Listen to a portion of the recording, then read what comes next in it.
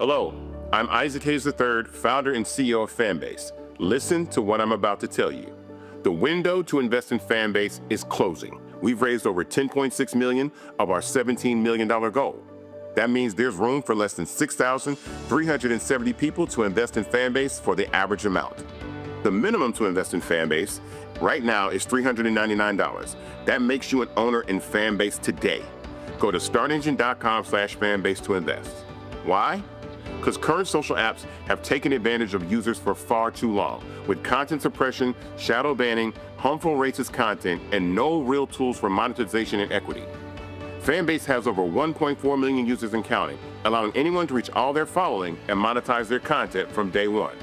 Social media is the new TV, and whoever owns the apps that distribute that content have the opportunity to own potential billion-dollar companies.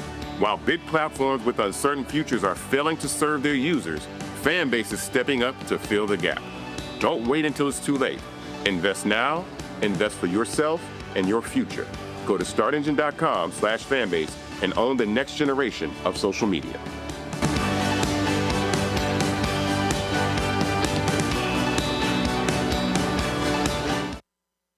Folks, Black Star Network is here.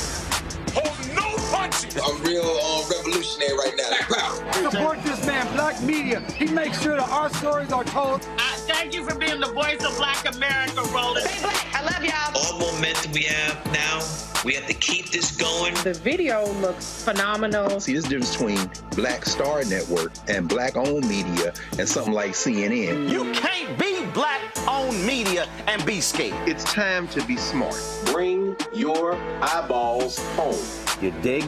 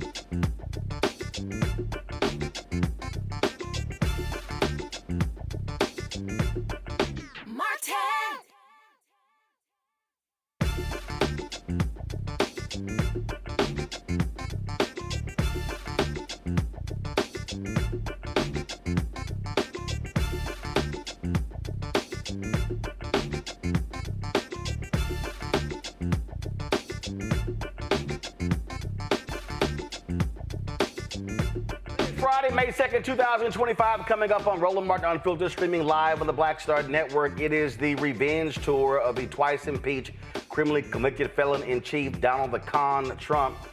He is upset at members of Congress who call for his impeachment, even though he deserves it. We'll be joined in studio by Congressman Al Green to talk about this. Also, CNN's Van Jones sat down with some idiotic black Trump supporters.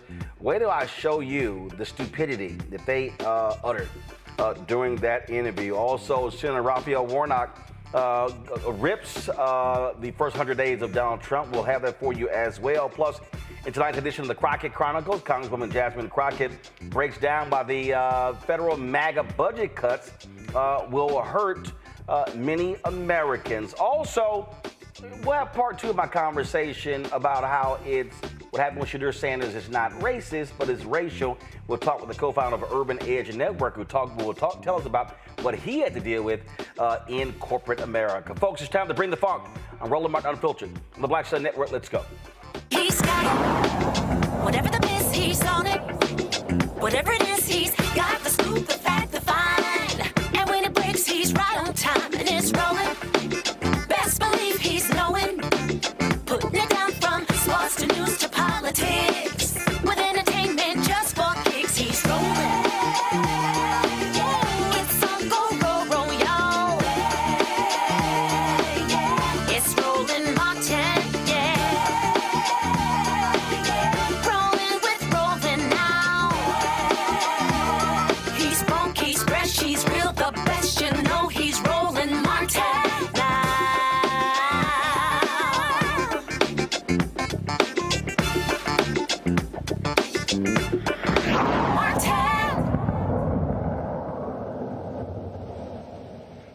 Donald Trump, twice impeached, criminally convicted felon-in-chief. He is attacking anyone and everyone.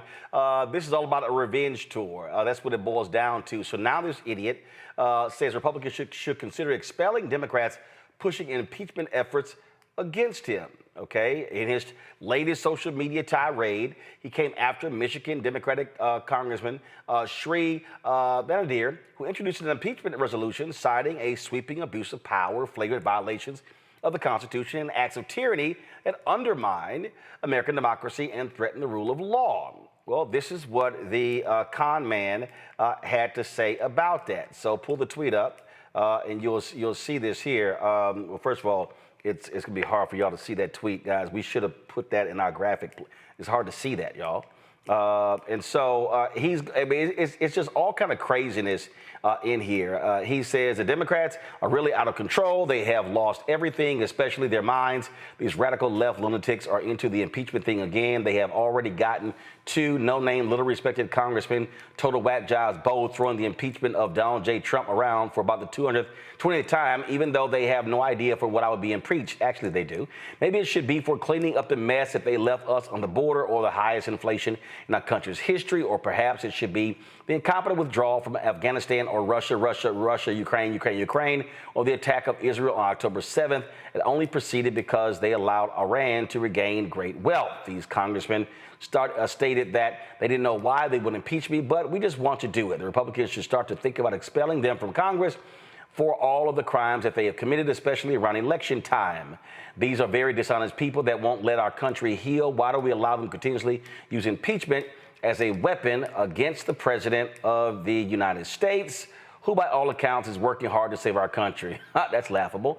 It's the same playbook that they used the first term. And it's a whole bunch of other stuff that he just goes on to say, blah, blah, blah, blah, blah, blah, blah, blah, blah, blah. And that's what he does over and over and over and over and over. Okay, he called lowlifes, he called Shifty Adam Schiff, and all this sort of stuff like this here. So joining us right now is Congressman Al Green. You've been quite vocal, Fred, about Donald Trump and his actions needing to be impeached. Just the latest salvo. I mean, we're dealing with a completely unhinged individual. He's desperate. He's entirely desperate, and he has no guardrails. You've seen what Judge Ketanji Brown Jackson said. She's in fear of the judiciary having some concerns, and she's encouraging her colleagues to have the courage to stand for justice. This man who has been convicted, as indicated, 34 times, twice impeached, desires to be a dictator. In fact, I contend that he has already crossed that line. When you defy orders of the Supreme Court of the United States of America, you're there. But there are those in the country who would have us believe that there has to be a constitutional crisis before you can engage in impeachment. They would want us to wait until the tanks are rolling into major cities and taking over capitals. This is our time to deal with it before we get to a point of no return. I believe that impeachment is imminent. I believe that is necessary. I pray that my colleagues will see the same. But whether they do or not, I will introduce articles of impeachment. They will be read on the floor of the Congress of the United States of America for all the world to know why Donald John Conman Trump should be impeached. I mean, here's what's crazy. He gave an interview the other day with Terry Moran of ABC, where he literally said he doesn't necessarily have to follow the Constitution. That's right. Says it. Yes, he has confessed there, but he also had this meeting in the White House with the president of El Salvador, and at that time, he and a number of his key cabinet officials, they went on to talk about how the man's an illegal alien and how he's a member of some sort of crime, a gang. But here's the point. It doesn't matter what he's done. In this country, you're entitled to due process of the law. Doesn't matter what you've done that violates the law. You still have that right to say, hey, you got the wrong person. Hey, this is something else, and I'm not associated with that. He never had that opportunity. But it's not about him as much as it is about you and what can happen to you if we allow this to happen to him. If it can happen to one person, it can happen to another. And if it can happen to another, it can happen to me and possibly you. We talk about lack of due process. We talk about just him cutting, we just saw last night, issues an executive order. He just can't cut the corporate or public broadcasting. I mean, he thinks he can do whatever the hell he wants to do. Well, he is now governing by executive order. That's what it is.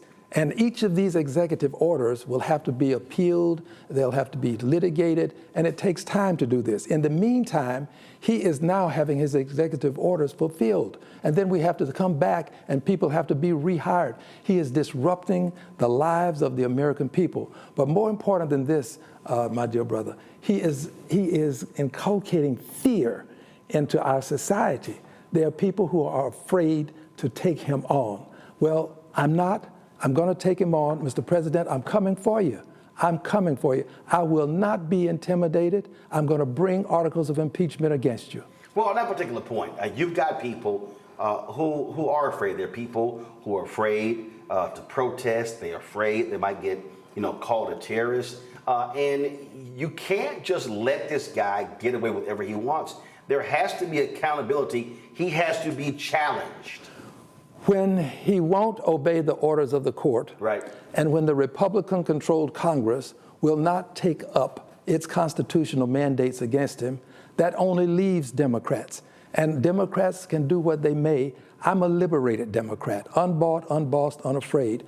I have said that I will impeach. I will say it again. He will be impeached. But let me add this. People of the country, understand this. When this man crosses the line and fulfills his desire to be a full-time dictator, he's a part-time tin-horn dictator now. But when he fulfills his desire to be a full-time dictator, it will be too late. You don't wait until there's a constitutional crisis, and you don't have to have one to impeach, and you don't wait until there is a dictatorship. You do this to prevent the dictatorship. You do this is the patriotic thing to do for a person who wants to stand for liberty and justice for all. Again, it's just crazy what we're seeing, and you're dealing with someone who's completely unhinged.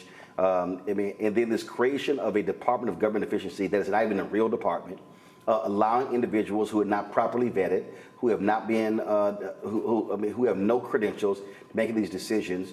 He's just running roughshod, and frankly, Republicans are saying nothing, doing nothing, not even holding him accountable. They are truly pathetic in how they are dealing with this.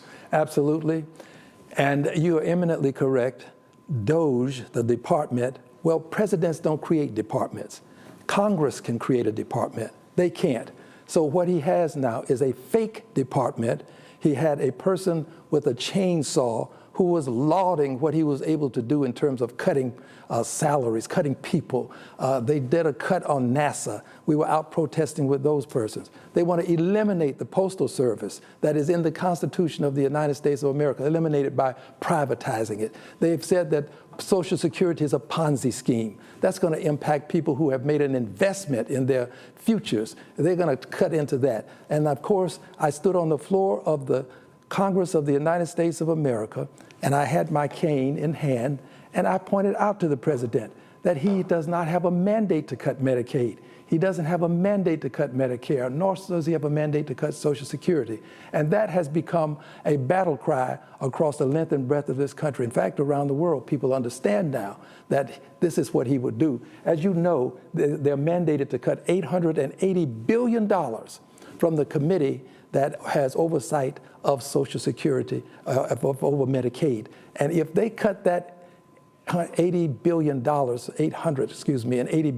from that committee, then that's going to leave a lot of people suffering who are in need of medical attention.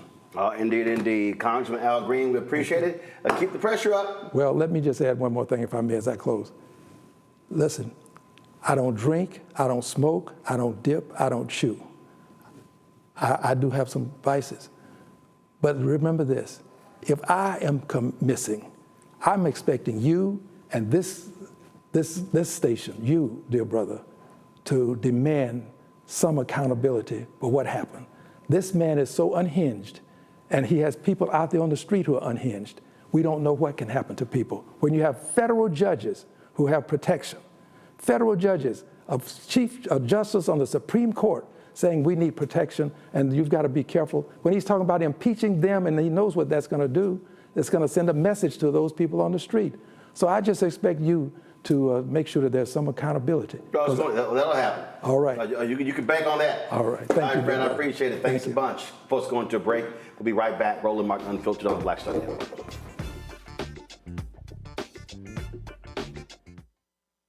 Next on the Black Table with me, Greg Carr, we look at one of the most influential and prominent Black Americans of the 20th century. His work literally changed the world. Among other things, he played a major role in creating the United Nations. He was the first African American and first person of color to win the Nobel Peace Prize. And yet today, he is hardly a household name. We're talking, of course, about Ralph J. Bunche. A new book refers to him as the absolutely indispensable man. His lifelong interest and passion in racial justice, specifically in the form of colonialism. And he saw his work as an activist and advocate for the Black community here in the United States as just the other side of the coin of his work trying to roll back European empire in Africa. Author Cal Rostiala will join us to share his incredible story. That's on the next Black Table, here on the Black Star Network.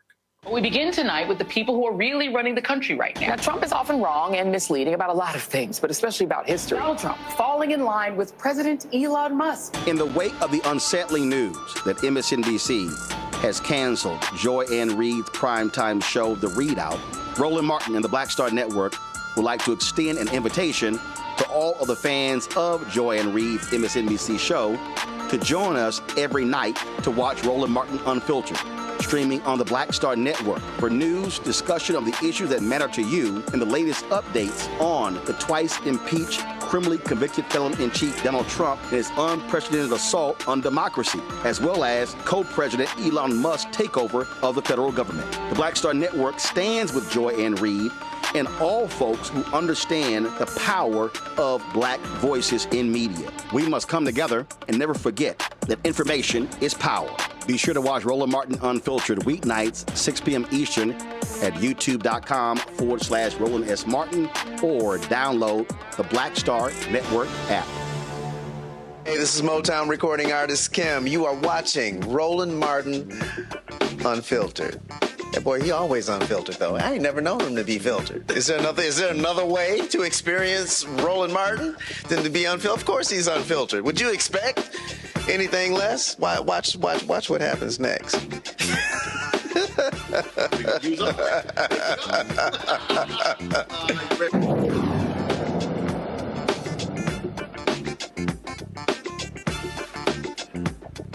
All right, folks, welcome back to the show. Let's continue our conversation with our panel, because I'm telling you, what we are witnessing is just shameful and despicable. Dr. Zachary Kirk, educator and content creator out of Atlanta. Morgan Harper, director of policy and advocacy, American Economic Liberties Project out of Columbus, Ohio. John Jackson, a U.S. Marine vet and former Democratic strategist. Glad to have all three of you here. Zach, I'm going to start with you. I mean, the thing here is this here. This idiot said, I want to be a dictator. Then he goes, oh, only on the first day. And Sean Hannity laughed about it, and the Fox News, and everybody, oh, he's just joking. He's just joking. He's just joking. He's not serious.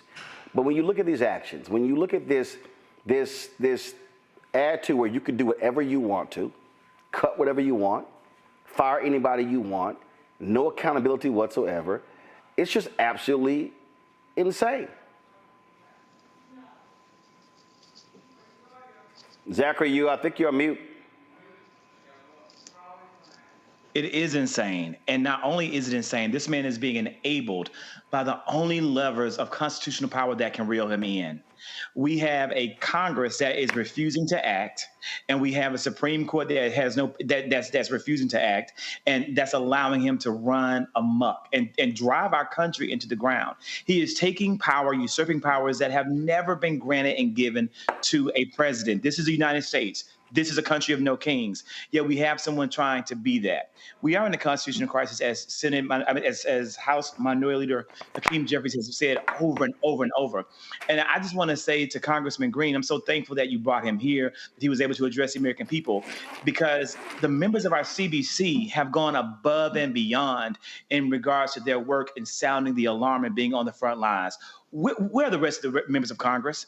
We have an entire party, the Republicans, who are enabling this and making sure that his authoritarian dictatorship takes place. We need to see some conscience in the Congress that goes beyond our CBC. These people we elected these people to do a job, and now it's time for them to do it. Our country and our democracy depends on it. Yeah, but they're not going to listen. They're not going to do it because this is about power. I keep telling everybody this. This is about power. It's control. Morgan, that's what it boils down to. They're not going to do anything. Yeah, I mean, I think at this point it's pretty clear that for a lot of Republicans in Congress, all of this is pretty baked in. All of this being, Trump, a lot of his moves in trying to consolidate power in the executive branch. I mean, I'll give a real specific example. We saw that Trump went ahead and fired 2 of the Democratic federal trade commissioners, and that's a bipartisan independent commission. It wasn't just the FTC. He tried to do it at the National Labor Relations Board as well. He's trying to do it everywhere because there's consolidating power, like you're saying, Roland. And we didn't hear a peep from any Republican member of Congress. And what's even more hilarious if you want to call it that, but it's all disturbing, so not really that funny at all. But the Republican chair of the Federal Trade Commission, just a day before, had given a whole talk in public in Washington, D.C. about how important it is for the American democracy to have bipartisan commissions and registered dissent from a person of a different party if they don't agree with where the majority is going. And then the next day, Trump goes ahead and fires those commissioners. And what does this guy say, the chair of the commission? Cool, rubber stamp. We just proceed with our work. Well done, President. So, I think if you are a Republican member of Congress at this point, if you are a Republican appointee in a position in government, you are not at all likely to be somebody that is about to say anything that's happening out of the White House is problematic. In fact, quite the opposite. I think if you want to both keep your appointment and also get reelected to Congress, I think the game that's being played here is you got to just fall in line and pretty much co-sign on anything that's happening. John, I'm very clear. I have zero respect for any of these people. I cannot respect them. I can't listen to anything that comes out of their mouths. They talk about the rule of law, and it doesn't matter. They just say whatever. Their gross mistreatment of people It is evident in how they act and how they move and how they respond. And I don't give a damn about any of them because they are despicable individuals who ignore the law to stand with this thug, Donald Trump. And that's what he is. He is a thug. So I think it's important to understand how we got here. And how we got to this place is misinformation one. Misinformation one in 2024. For those who were on the fence, maybe not hardcore MAGAs who decided to vote for Trump, for those who decided not to vote and weren't engaged and thought it didn't matter. We had a choice. We could have avoided this. And so a lot of folks are wondering how we go forward. And I want to bring up an example of Roland Martin doing the right thing. I saw Roland Martin on the Patrick Bet-David show, sitting down with right-wingers, holding his own, being attacked, and holding his ground. That's what you're supposed to do. You're supposed to stand up even when it's tough, not be chummy like Gavin Newsom was with Steve Bannon and Charlie Kirk. He did not put out misinformation. We must never miss a chance to dispel the misinformation that got us to this place. A poll recently came out that said 1 in 4 Trump voters is feeling a little bit of regret. And those are probably the more independent people who fell into the misinformation that this guy was actually worth a damn. And so it is very important that you get more folks angry, more folks speaking out. The whole nation should be in protest mode because the only thing that's going to get us out of this situation is the people rising up, being engaged, and the majority of the people of the United States standing up and not tolerating this by their voice and by their. Let me be real clear. I'm going to kick their asses at every opportunity I can get. I'm not scared of any of them, not backing down. You know, and you've got, and the problem that you have is you've got some black folks out here who run their mouths on YouTube and Instagram and who feed this nonsense and what they always, Democrats are just failures. It is always just nonsense, frankly, that you hear from them. And then when you look at this sheer stupidity that comes from a lot of these shows out here, I don't watch. Let me be real clear. I don't watch these cable news shows because they're awful. But I definitely, but that was this conversation on CNN, and it was a really stupid conversation.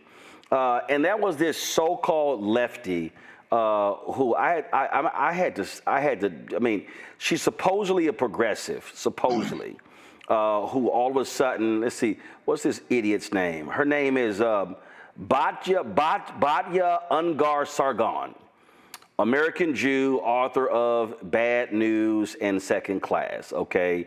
And she claims that she identifies as a MAGA lefty. And this is how she described herself. She says she's Trump's, she said Trump's pro-worker, anti-war, socially moderate America First agenda was a Democrat's platform for a century. Now it's MAGA. I'm deeply humbled by everyone who reached out to share that this resonated with them. She was on Bill Maher. Okay, just so you understand how stupid these people are and the stuff that they say. And they love talking about the Constitution, the Founding Fathers, all this sort of nonsense. I mean, listen to this unhinged nutcase as they are talking about I'm going to get it set up in a second, due process. Let me get it all set up first. But these people, Zachary, they're like the hell with the law. Now, these are supposedly the law and order people, but now it's like, the hell with the law, and they don't care. And then what their whole game is, well, let's position Democrats and let's okay, y'all are fighting for this guy in El Salvador. No, they're fighting for the fucking law. And as black people, we know what failure to get due process looks like. We know what that means. The youngest person ever put to death in America was a young black kid who did not get due process. So we know that real well. Due process is when you're lynched and you never even were charged. Just some white folks said you did it. That's called lack of due process. Zachary? That was a beautiful full circle moment, and why every single Black person who watches this, whether you're watching it live or you're watching in the replay, that what's happening to the migrants and the people who are in this country legally, authorized and allowed to come here legally, seeking asylum, seeking refugee status, on work permits and work visas, who have green cards, that are being detained by ICE and shipped to a foreign nation that is not the nation or country of their origin. Why this matters to you and to everybody in the Black community. They are testing and pushing the rule of law to see what they are able to get away with and what level of resistance will be given by the people. And as sure as my name is Zachary and I am Black as Black can be, they're going to do the exact same thing to our Black asses too, as soon as they can. That's the entire point of all of this. They started with one marginalized group, and it's going to spread from group to group to group to group. And we can't sit back and we can't be complacent and say to ourselves, well, that's not going to happen to me, because our day is coming, and it's coming a lot sooner than I'm afraid many of us are thinking. And we heard that echoed in what Representative Green said. I'm going to be honest with you, Roland, I'm still stuck at his warning at the end. And I don't even know to what extent it was a warning as much as it was a call to action and a plea for help. This man knows what is happening in Washington. This man knows how serious the threat of Americans' democracy's crumbling really is. He knows the rights of the people are being taken away. He knows what's going on. And he literally made and to me, in the best platform he could, on right here with you on Roland Martin Unfiltered, letting all of us, the people that need to know first, know what's really happening. Morgan. Yeah, so I have a few thoughts. One, completely agree. I mean, I didn't see the clip that you're talking about on Bill Maher, Roland, but if someone is saying that they don't understand why we would care about what's happening to the man who's been deported to El Salvador, I really question your logic, because just has been said by the fellow co-panelists, by you, by Congressman Green, that this is not limited. Once you start violating laws, it can impact anyone, and there can be always a fabricated justification for doing that. So that, completely agree, ridiculous. I guess I want to come back to this idea of people who supported Trump, though it was only because of misinformation, and just make sure we are all a common understanding of what we mean by misinformation. Because in my view, if someone decided to support and vote for President Trump, and they're saying that that was because of some economic motivation, because their life hasn't gotten better, because they don't feel like prior Democratic administrations have delivered for them, I don't think that that's misinformation. Now, maybe they were misguided to think that this administration was going to somehow be better. Maybe so. But just that they don't feel satisfied by what's come before, I don't put that in the category of misinformation. I don't put that in the category of an irrational position to be landing on. And I do think it's very important for us to be honest about that when we do start thinking about what comes next. And if whether it's a member of the CBC or, a Democratic member of Congress that does respect the Constitution, that does want future presidential administrations that are going to uphold and honor the Constitution, if that's the goal, is to get somebody like that elected, then I don't think that we can neglect all these other reasons that people are giving for why they want change and why they are willing to take, what we might categorize as somehow irrational steps to try to get that change, because their lives haven't actually improved. And we've got to talk about that. We got to be honest about that. And we have to find a way to motivate them to either vote differently, or probably even more relevant, to turn out to vote at all, which I'm guessing is a larger category that's going to be relevant for Democratic politicians that are trying to win elections in the future. Those that have opted out of showing up to vote altogether. Oh, I mean, I understand that. I understand that. But I think the point that John was making, and it is a real one, that when you look at the information that is going out, when you look at what is being fed to the public, and then when you begin to understand how people are responding to that, it makes a difference. And I was talking about this, crazy, outlandish, unhinged conversation that was taking place on CNN. And when I was, watching this, I was sitting here going, okay, this is the stuff that people are being fed. what we have to recognize is that, and especially how social media is operating, the algorithm is feeding you the same stuff, and they're purposely doing it. We know for a fact that TikTok changed their algorithm to appease Donald Trump. We see what Elon Musk is doing. When you talk about, I saw something else. I saw this where an engineer at Twitter said Grok, what this is Twitter's AI, whatever, they said was positioned, was augmented to appeal to the right wing. So these things are happening. I'm gonna play for you. I'm trying to find. We'll get this clip ready. I'm gonna play for you. This was Van Jones talking to 3 black Trump voters in North Carolina, and one of them specifically talked about the issue of where he got his information from. Roll it. You do well. And here we are in South Carolina with 3 Trump voters. You weren't always a Republican. No. Actually, I come from a family that was like super Democratic. My first time voting, I voted Democrat. I voted for Joe Biden. What about Trump appealed to you? Am I allowed to cuss? Yeah, you can. I mean, part of it is he's an asshole. I like authenticity. You voted for Obama then you voted for Hillary Clinton in 2016, but 2020 you voted for Donald Trump. What made the change? I began listening to someone, her name is Candace Owens, and I read her book, and it just opened my eyes to maybe he's not this person that I have been led to believe that he was. So you voted against Trump in 2016, Yes. But then in 2020 you voted for him? Absolutely. Why? I saw how things were going during his first term, and I was pleasantly surprised, and I was pleased with what was happening. I saw the economy getting better. I saw country relations in certain countries getting better. What are some things that he's doing that you do like? For me, I like the border. I just don't like the idea of someone coming here illegally and getting benefits that can serve my community. So that's the reason why I support him on that border policy. When you think about the border, you think about people coming here who are getting more help than people who live here and who were born here. Yeah, and I got that perspective not from news channels. I got it from social media. TikTok is like a holy grail. We even see it with the things that we learn about the United States government outside of the United States.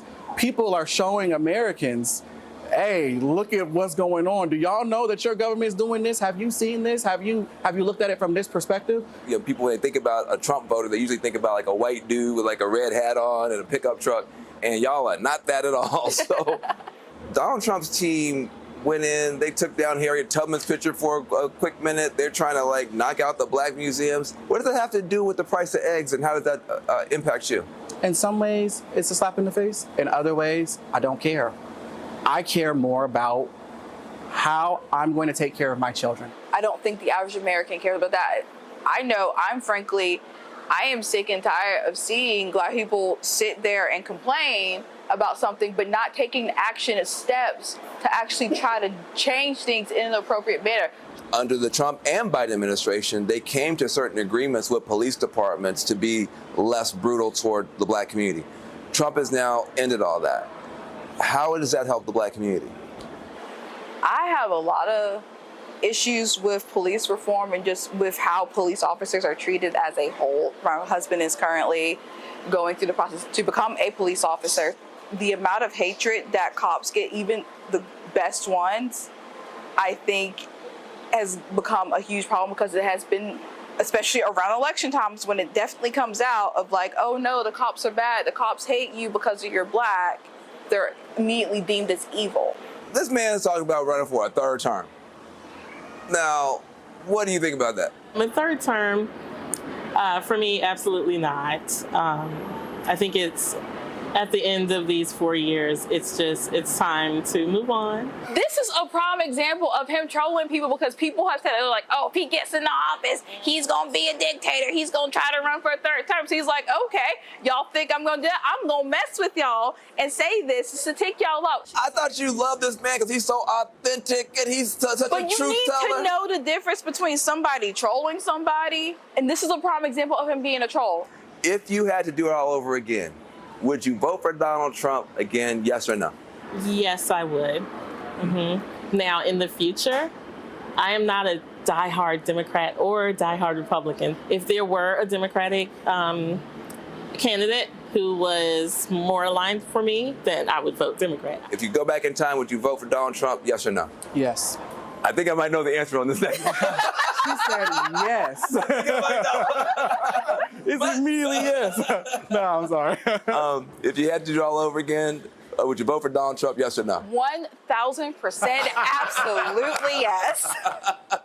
John, those are three of the dumbest people I've ever seen in my life. Okay, so let me just unpack what I heard. Now I know Morgan's like, oh no, you can't go there. Actually, I can go there because those are three idiots. First and foremost. Well, I want to hear the rationale. I want to hear. No, here's why. First of all, when the woman in red, yeah, I was listening to Candace Owens. We know she lies. We know she just lies. Well, I was listening to Candace Owens and I read her book. Okay, you're listening to a grifter. Okay, so she's not giving you factual information. She's a grifter. Then let's go to this idiot dude who needs a haircut. Okay, so he's sitting here. Yeah, TikTok is the holy grail. I'm not getting my information from news channels. I'm getting it from TikTok. Here's what we know based upon polling. People who got information from news sources voted more so for Harris because they got factual information. Folk who got their information from non-news sources, they voted for Trump. So right there, he's listening to people who don't know what the hell they're talking about. Then, I kind of like it that he's an asshole. Okay. I don't know how you can run against that because if you just choose not to be an idiot, I mean, I don't know how you could do that. But then you got the other woman, I'm sick of black people who don't try to do something to fix the situation. I'm sorry. Those three were in North Carolina. I recall something called Moral Mondays. The environmental justice movement began in that state. They have been fighting fascism in North Carolina since Obama won in 2008. And then there's, my husband's trying to be a cop and these bad things they say about cops. Would you like us to do the roll call of black people who have been killed by cops? Would you like for us to actually do that? I mean, so people like that, I mean, to be perfectly honest, there are some black people who I think are so delusional and so out to lunch, you're not going to reach them. I don't believe that that's who you should be going after, not those three. You're not going after them, okay? Because if you're so willing to believe lies, and then you promote the lie that you heard, and it's not even remotely factual, then what in the hell, how in the hell do you counter that level of stupidity? So I can comment on this. From working on campaigns, we have a universe of voters we call persuadables. And a previous comment stated that there are some things that Democrats, liberals need to improve on. And Roland, you touched on it. Informed people voted for Kamala Harris. But here's the problem here. The majority of Americans are still not college educated, and Democrats slipped with every non-college educated demographic. Even with Black Americans, that was Trump's strongest group of Black Americans were Black people without a college degree. And so I think that part of putting out misinformation is being able to message people who might not be as educated as us, who might not understand things as easily as we do. We've got to learn how to break it down Barney style, as we used to put it in the military. We have got to explain things to the hood, explain things to the holler, explain things to people who might not get it and don't easily get it. That is going to be the key to saving democracy, because in 2024, it's a fact. You know, no after-action report shows us doing well with people without college degrees, and we've got to figure out a way to stop them from falling into the misinformation rabbit hole. We got to stop these Gen Z men. One of those guys was a Gen Z man. We got to stop these Gen Z men from falling into the misinformation rabbit hole. Well, but I think this is also where, Morgan, when you start breaking down, I mean, you look at the pathetic PAC, Future Forward PAC. 70% of their money was spent on linear television. That was just stupid. What people need to understand is we are now living in a social/digital first world. We are, okay? The world of the Time, Newsweek, cable networks, broadcast networks, they do not, on a daily basis, on a 12-hour block basis, a 4-hour block, an hour, a 30-minute, by a minute-by-minute basis, they do not really speak to the hearts and minds. If you do not have a targeted social digital strategy where you're flooding the zone with real, truthful information that's also entertaining, you're gonna lose. Absolutely. Absolutely. We've been in this digital age. Yeah. And by the way, it's not an accident that you have someone who is Gen Z, younger people, who are mostly getting their information from TikTok. I hear that all the time when talking to young people. Why is that? Because TikTok is free, right? Right. And so if you're at this point trying to be a well-informed consumer of lots of information sources, well, get ready to pony up. How much money for digital subscriptions? It's going to be, I know I pay $12 to be able to read my local paper, the Columbus Dispatch. Then if you want to try to read New York Times, Wall Street Journal, all these online platforms, support Roland Martin. And I'm pulling up TikTok right now to sit here to keep going, because I'm gonna say something about it. Go ahead. Yeah, it's free, and so absolutely agree with what you were just saying, that this is where the people are at. This is where they're going to be. This is where people who have maybe less money are going to be at. But this is also just where younger people want to be at, because they like consuming information like this online. And it's not an accident, though, or it's not an inevitability, I should say, that there's only certain kinds of platforms that get traction over others, like a TikTok, or some of the way that the ad market has been structured with Google and Facebook. So here's why I push back a little bit on this is just the inevitability, or Democrats have done enough here. Is, when's the last time you heard a Democrat talk about this? When's the last time you heard a Democrat talk about the market structure that has allowed local media to be decimated over the past 20 years? But hold up. Right? To answer your question. Okay. To answer your question, and this is why it goes to what you just saw.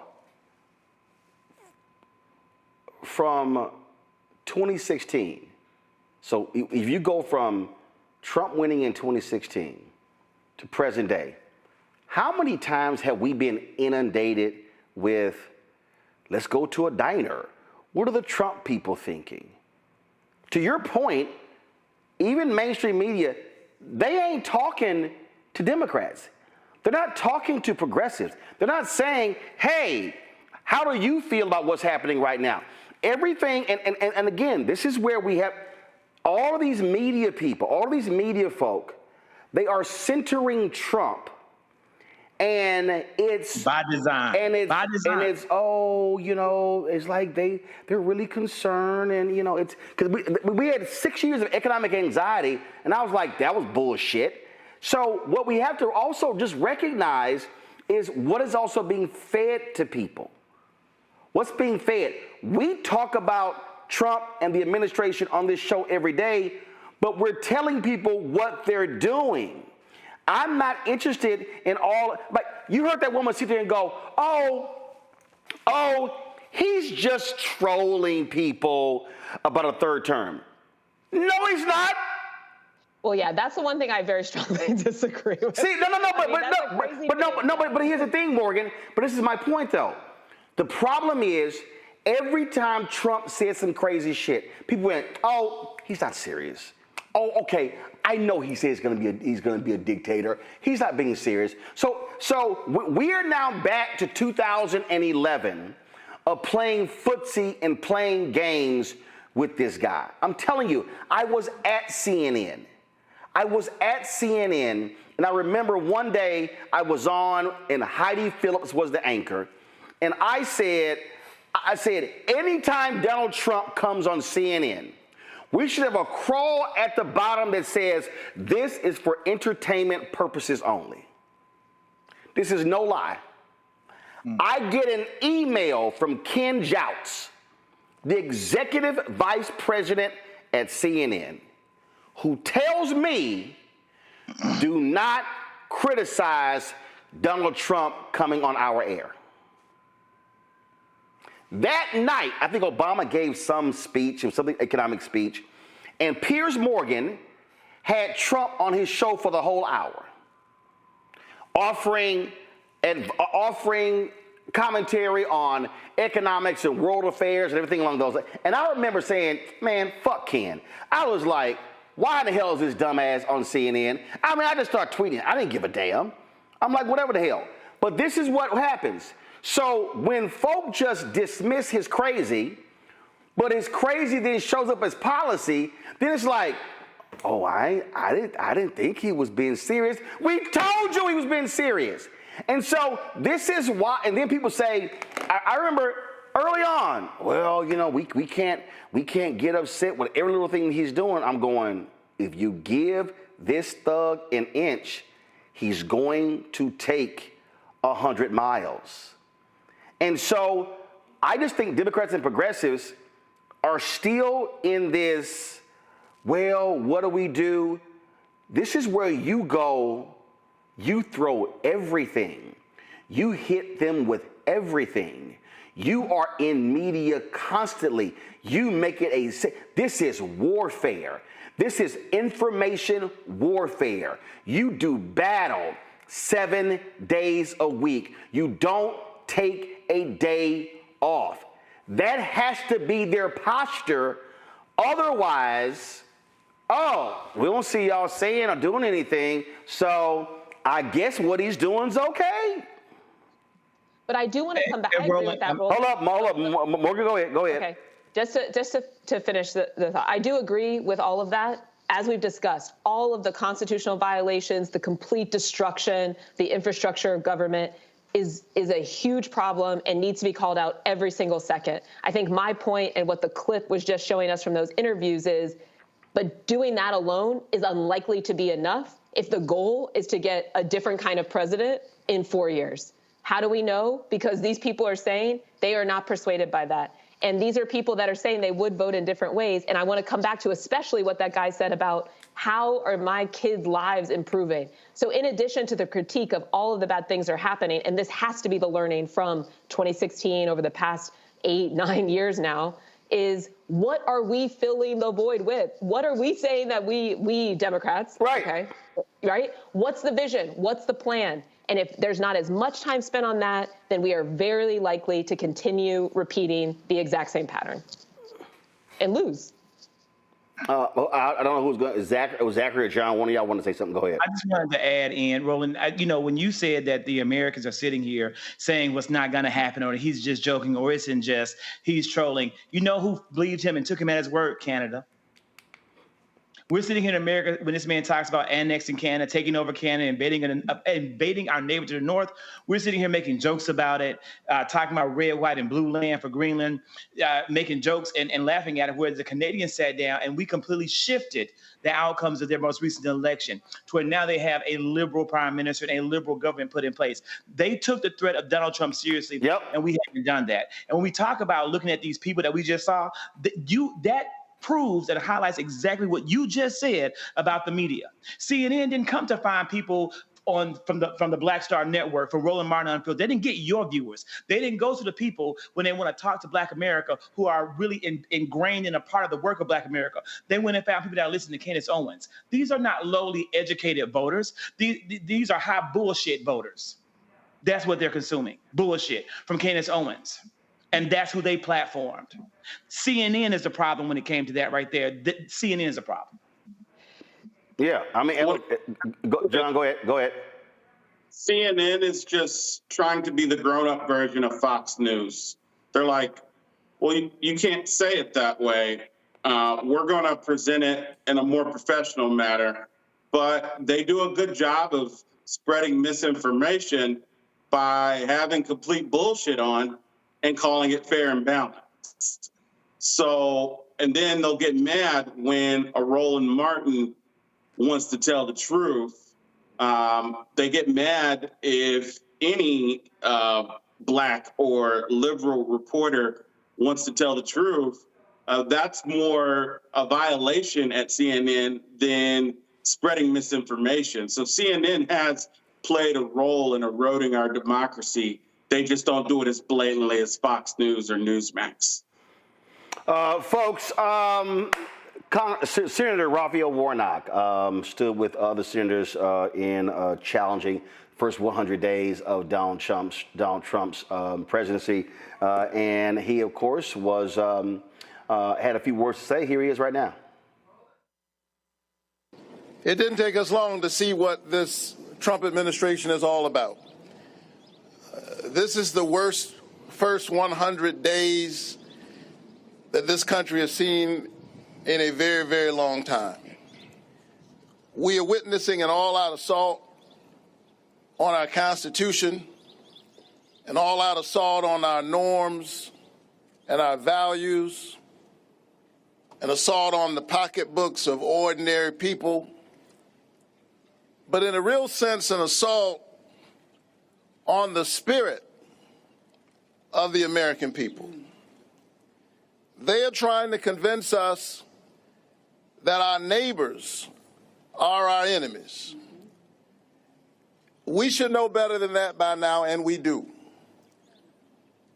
We went through a deadly pandemic in which if my neighbor was sick, while she was sick, I was potentially imperiled because it was an airborne disease.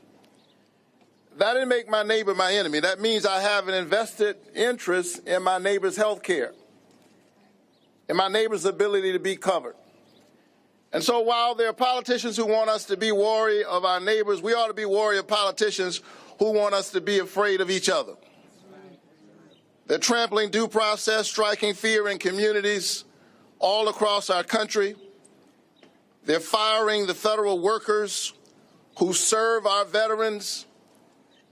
Many of them are veterans themselves. They have had the honor necessary to fight for us. And then they come back and they've got to fight with us to get ordinary respect for the work that they've already done and the work that they're trying to do. They're trying to shut down Social Security offices in Georgia and all across the country, drinking water safety offices. And why are they doing all of this? They're doing all of this in order to pay for a tax cut for billionaires, all the while adding billions of dollars, trillions of dollars over time to our national debt. But here's the thing that they're really trying to do. They are trying to weaponize despair. They're trying to so beat us down that we will be too soul weary to fight, and it's our job to prove them wrong. This country does not belong to the people in power. The power is in the people. And so I want the American people to be clear that we are fighting. In many ways, you will see our fight. Sometimes you will not see what the fights that we're engaged in, but know that we're fighting for ordinary people. Because we believe that if you center the people rather than the politics, you have a chance at getting the public policy right. That's right. And so we invite our Republican colleagues to join us. The doors of the church are open. The time is always right to do what's right. It's never too late to be on the right side of history. And so we want you to rise up to this moral moment. and to recognize that we will not give in to wannabe autocrats who want to convince us that they have already won. If they can convince you that they've already won, then you won't fight. You won't raise your voice. The great Andy Young, who's now in his 90s and is a great source of wisdom for me, tells a story of how after they had passed the civil rights bill into law, Dr. King and his team went to visit with President Lyndon Baines Johnson. And Dr. King said to President Johnson, I need a voting rights law. My people are being disenfranchised, and we've got to pass a voting rights law. And the president said, Martin, I agree with you, but the sad political reality is I don't have the power to do that right now. I just passed a civil rights law. I've used all of my political capital to muster that through the Congress. There's no way I can get a voting rights law passed. I don't have the power to do that. And they left the meeting, and the team was feeling all dejected, and somebody said to Dr. King, what are we going to do now? He said, well, the president says he doesn't have any power. I guess we're going to have to go and get the president some power. And so I've been thinking about that story a lot lately, because everywhere I go, and I know my colleagues have the same experience, people are asking us, what are we going to do? Will you fight for us? And the answer is yes, we are fighting for you. But Selma was about creating the context for the change that you want to see in the world. And so know that as we fight on the inside, we need you to fight on the outside. And we will prove once again that this is the United States of America, and at the end of the day, it's the people who have the last word. Love has the last word. Justice has the last word. Righteousness has the last word. And we will continue to fight. But see, my idea of fighting is not capitulating. And I believe this here. John, I'll start with you. Democrats should say, we will not vote on any nominee, on anything, on any bill, on any appointment from Donald Trump. There has to be absolute, total blockage. When you're limited, somebody had commented on my Instagram page, Hakeem, you should be doing more. First of all, they don't have the power of the House. The rules in the Senate are different. Democrats should say, what's the answer to every Trump nominee? No. I don't give a damn if you like them. No. Because we already see what happened. There were Democrats who voted for Hegseth, who voted for Sean Duffy, who voted for a bunch of these people, and now they're like, oh, I should have done that. Yeah, we tried to tell you. The way you fight is you use every lever of power that you can to stop his agenda. John. Absolutely. I 100% agree. I think that sometimes a lot of folks say this, it might be overused, but Democrats bring knives to a gunfight. And I think if this is the gunfight we believe it is, then you have to be willing to be obstructionists. You have a certain set of centrist Democrats who are afraid of being called unruly and afraid of being called obstructionist. But when you are dealing with an authoritarian president, the thing you're supposed to do is obstruct. You're supposed to stop him. So absolutely right. No Trump nominee should be getting through right now because none of them are qualified to do the job. You've got this guy, Ed Martin, Zachary, Ed Martin, who Trump, first of all, attorney for those white domestic terrorists who he appointed. So he lies before the Senate and says that, oh, yeah, I wasn't familiar. You know, with these racist things this guy was saying, this Nazi sympathizer, even though they literally have him on a podcast discussing it. He appeared on 150 times Russian state media. I mean, we can go on and on and on. And so this is the perfect example. Hell no. That nomination ain't moving forward. That's where you put pressure on Chuck Grassley and say, don't even vote on his nomination. You have this is a battle, and you must act like it. And we have got to get, and in the swing states and the swing districts. And we have to put more pressure across the board. Yes, no Democrat can vote yes. But we have to also put more pressure on Republicans who are in swing districts to make sure that their constituents are holding them accountable so that they also vote no on these nominations. We need to roll out those clips. We need to roll out what this man has done. We need to make sure that people know that and spread it all around those swing districts so that those Republicans feel an immense amount of pressure from their constituents because they barely won their seats. They barely are controlling the House, and we have to flip it. And that's the strategy that we need to be employing to move forward. And it's not happening at that rate. And instead of us getting Republicans to flip, they're getting morons. That's not the right thing to say. They're getting vulnerable Democrats like the guy. No, they're morons. They're morons. I'm gonna call them what they are. I'm tired of playing footsie with moronic people. But go ahead and finish your point. That was the point. Like they're convincing Democrats to fold. The Republicans are putting pressure on vulnerable Democrats, and they're the ones flipping to vote with the Republicans instead of the Democrats putting pressure on vulnerable Republicans and getting them to fold. There are more vulnerable Democrats in the House than there are more vulnerable Republicans and Democrats. We should be able to apply more pressure and get more Republicans to vote with Speaker Minority Leader Jeffries. He should be getting more Republican votes on his side. Well, but again, they're scared of him, Morgan. And here's the deal. He's a perfect example. So the U.S. Army has confirmed that on Trump's birthday in June, there's going to be a big military parade in D.C. that coincides with the celebrating the Army's 250th anniversary. Okay, so let me tell you how this is going to play out. Democrats are going to go, well, I think we should go because, the parade is really a celebration of the Army. No, it's not. Donald Trump wants one of those Kim Jong-un Russian military parades that salutes him. This is where Democrats say, nah, we ain't going to that. And in fact, if I'm Democrats, you know what I'm going to do? I'm going to throw my own celebration of the U.S. Army.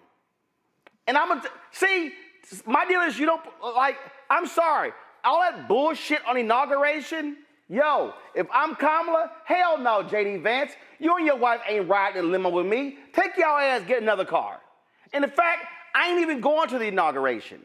The mistake is when you want to uphold institutions, you normalize him. He gets to give you the finger at other things, and his supporters go, right on. We with you, Donald. Right on. Well, and I think that's my... Hold on, Morgan, go ahead. I was just going to say, I think that's my exact point, Roland. I mean, as long as you're letting someone else set the agenda, and even if it's an agenda that feels completely unconstitutional, illegal, out of control, whatever, fill in whatever word you want to plug in there, if you're not presenting an alternative agenda, they will continue to dominate. And so I agree. I mean, yeah, norms have been broken. If you're a sitting member of Congress right now, why would you give into it? Why are you voting for all of that? But also, what are you pointing the public to? And I'll just give one concrete example, right? Very much appreciate the words from Senator Warnock. Obviously, an extremely talented orator and doing a good job as a senator. But here's what I would love to see out of all of the people that were in that picture. Do the same type of event, but make it about breaking up pharmacy benefit managers, something that a lot of Republicans support, that a lot of them are sitting in there right now, that they would love to be able to pass a bill that they've been fighting for a long time to bring some relief to some independent pharmacy business owners, that they're too chicken to actually push for and go against the administration. Democrats own that. Have a protest outside. Say we're going to be the party that's actually going to lower drug prices and break up these monopolies of CVS and Cigna and Aetna, all of it. We're going to break it up, and we're going to bring relief to Americans all over this country, including our service members, and put them on the defensive, right? Force their hand, make the conversation about something else. Yep. But if it's just the critique, it's not going to be enough. Right, and also do what Bishop William Barber always emphasizes: have impacted people speaking. have impacted Exactly. people speaking and not just the politicians. All right, I got to go to a quick break. We come back.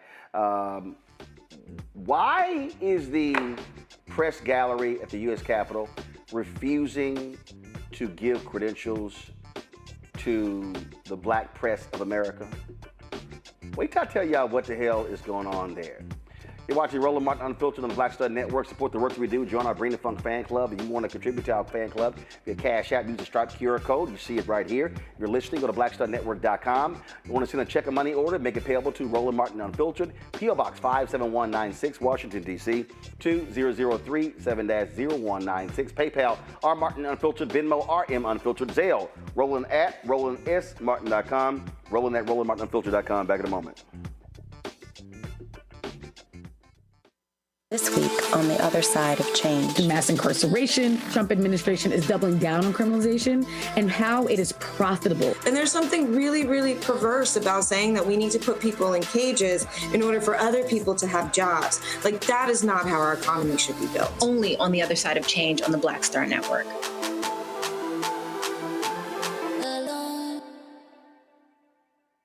I'm Russell L. Honoré, Lieutenant General, United States Army, retired, and you're watching Roland Martin Unfiltered.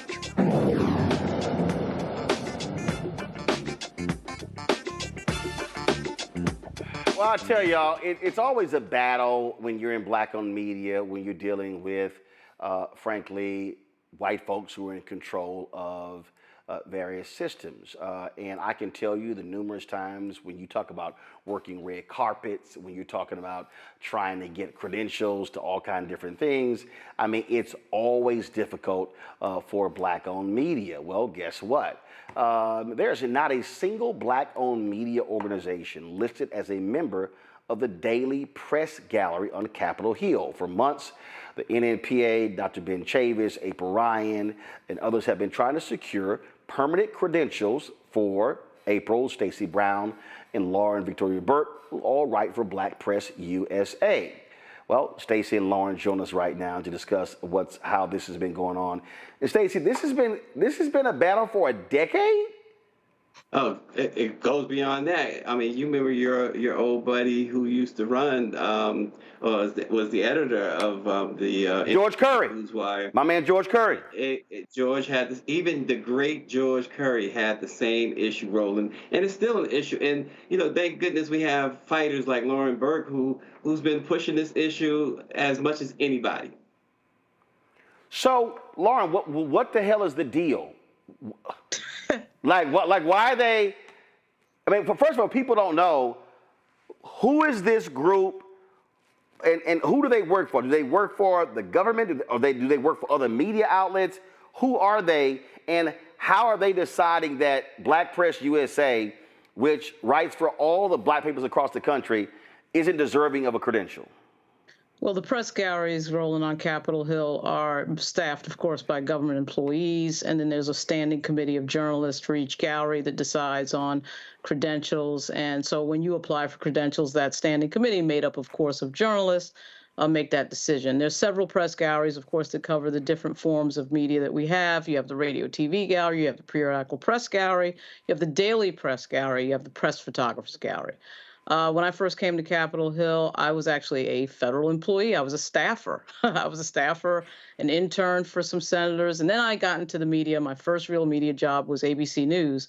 And my first credential was with the radio TV gallery because I worked for Cokie Roberts. Cokie Roberts at that point was a member of the standing committee.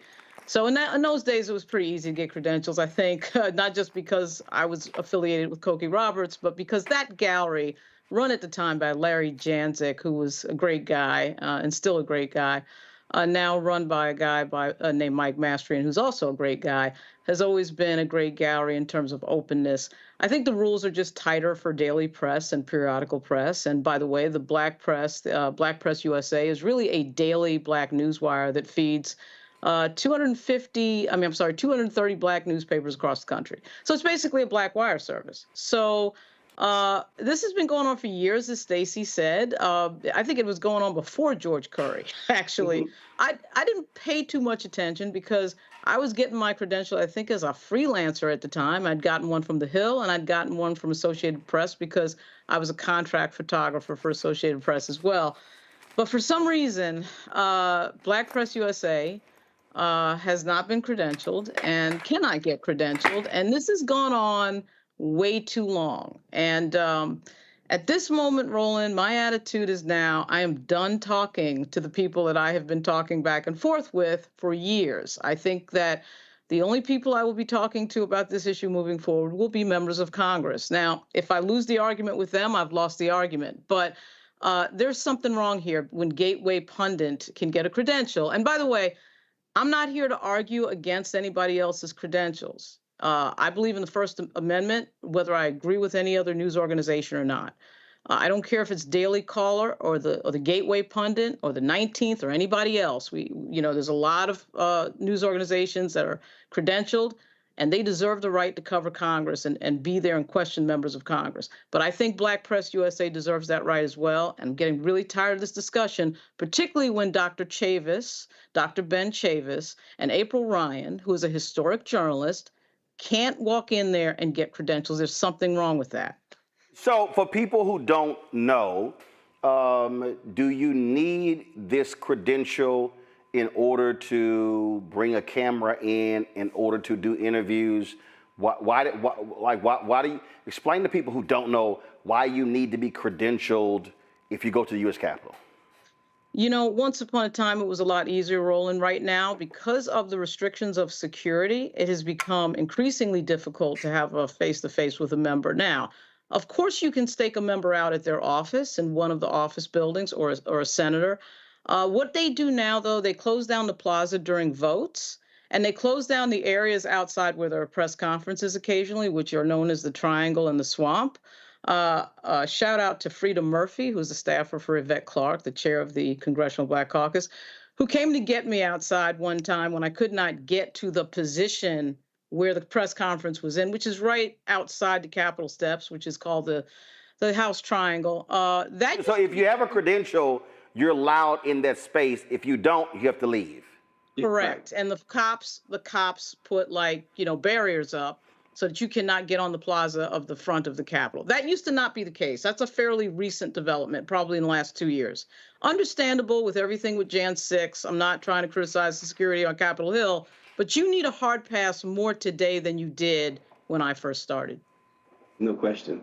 And make no mistake, and I know obviously you know this, Roland, but this is not just about a press pass. This is a decades-long battle. This is a reluctance to allow, as already been stated, the Black Press of America, the nation's trusted Black-owned wire service and news organization, into the same spaces as the AP, Reuters, CNN, the Senate Press Gallery, and House Gallery have continuously stonewalled us, denied us, and disrespected the very essence of what we represent, Roland. And you know that. And here's the thing. Today, we are seeing the word diversity be turned into a curse word by this administration and by this Congress. We are seeing Black history, American history being attacked and threatened with erasure.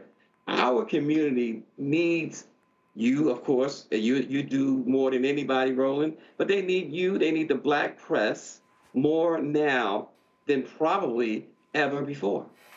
Well, see, what people don't understand, the fight, the battle that goes on, behind closed doors.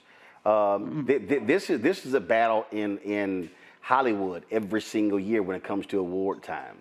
And because of where you get positioned on the carpet. So in our Black Star Network studios was hanging up. This photo is hanging up right here. Let me see if I can do it right here. All right, this photo. So let me explain to y'all. Okay, first of all, switch cameras. Go to camera 2. Give me a wide shot. Thank you. So just so y'all understand. So y'all see this photo here? All right. So what Stacey and Lauren are describing, let me tell you how this happened. So we're in Dallas. Hillary Clinton is first lady, and Hillary Clinton is coming to the Martin Luther King Center on King Drive in South Dallas. Literally less than 100 yards across the street is the Dallas Weekly, black newspaper. So I go over to the King Center, and I'm just checking out, everything. So I walk into this room, okay? Shot taking the same room. So they had two rooms. They had one room set up where they had a bunch of lights, and then they had another room across the hall. So I said, hey, what's going on in here? They said, oh, well, when the first lady comes, she's going to visit with some of the kids and who are in the daycare. And I said, really? Okay. Well, who's going to be in the press pool? They said, oh, the Dallas Morning News, the Fort Worth Star-Telegram, Associated Press, Reuters, I think UPI was still around. And I went, I'm sorry. Ain't no black people, ain't no black media in the press pool? They said, no, and it's all closed. I said, oh, hell no. I said, ain't no way in hell the first lady is coming to Black South Dallas, coming to the Martin Luther King Center. I said, and a black paper is less than 100 yards across the street, and ain't nobody in the black press gonna be in this damn press pool. I said, you need to go get somebody on the advance team. And they were like, And so I handed my card. I was managing editor of the Dallas Weekly. And so it came back, Mr. Martin, you've been added to the press pool. I'm like, you damn right. Now, I need people watching to understand that means that by having nobody, if nobody black was in that press pool, that if we wanted to run photos of the first lady in talking with these black kids, we would have had to buy the photo from AP or some other source. Right. And this is the stuff that I need people watching every day to understand. This happens all of the time. It happens all of the time where we show up to political events and white media, they've got positions staked out on the dais. They've got power, they've got internet, and ain't nothing for black media. And so, y'all know I'm petty and I'm ignorant. I remember when Kamala, they had, which event was it? It was when she spoke with the White House in the background at the event there. And, we got there early, had to set up, and we came back, and Univision or somebody was like literally in our space. And I was like, oh, hell no, y'all got to move y'all shit. And they were like, no, we're going to be here. I said, no, I guarantee y'all going to move y'all shit. I said, what y'all not going to do is stand here in our space. I need people watching to understand. I've made it clear to campaigns. No, y'all going to give us a prime spot. See, people, I'm telling you, the public has no idea the battles that black-owned media has to contend with behind the stages. When you go to the convention, some people have a permanent pass to be on the floor. Then they have another system where they give you a pass and you got to swap it out every 15 minutes. And I'm like, nah, Roland ain't getting that 15-minute bullshit. The only way, and I'm going to make this final point. Let me pull this up. Because, see, this is why I need people to understand why this matters. Because y'all might think, oh, man, I'm just sitting here lying with this here. Okay, here's a perfect example. How many people recall seeing this image right? Give me 1 second. Agree. How many of y'all recall seeing this image right here?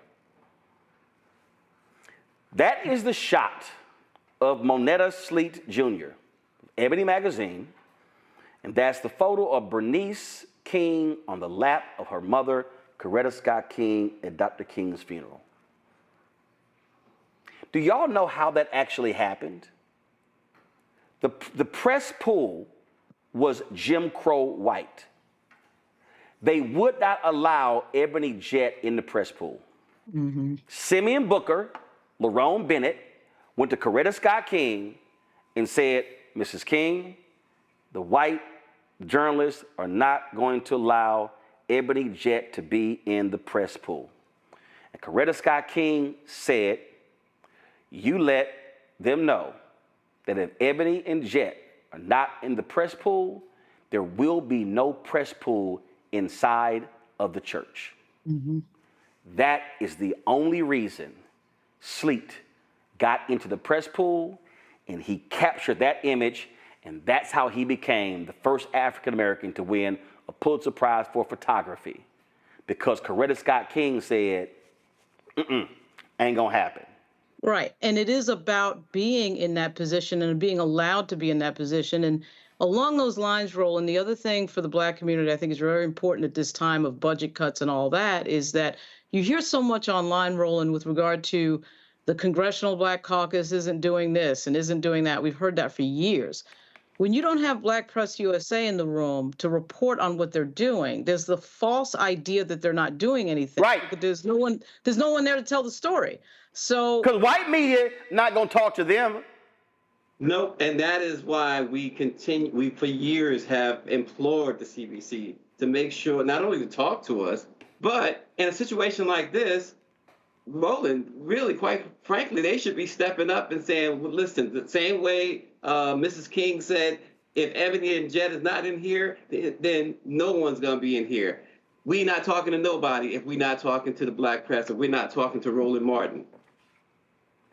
So what's next? Lauren, what's next?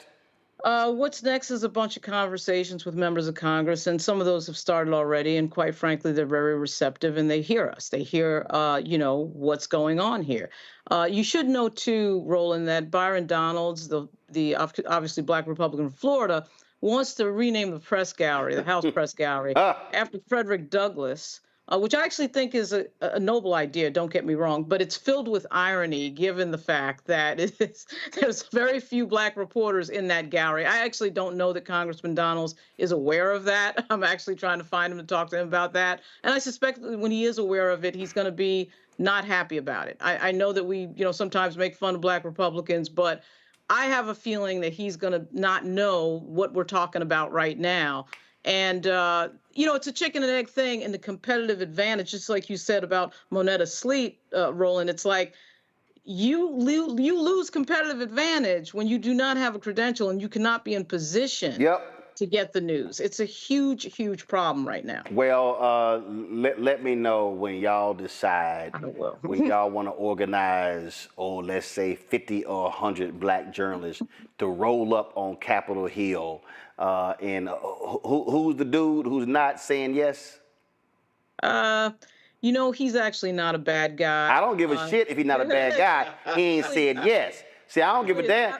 No, I've known him for a while. That's fine. Listen, you can know him for a while, but he ain't said yes. So all I'm saying is, let me know when we need to roll up, like the Halloran brothers in Strictly Business.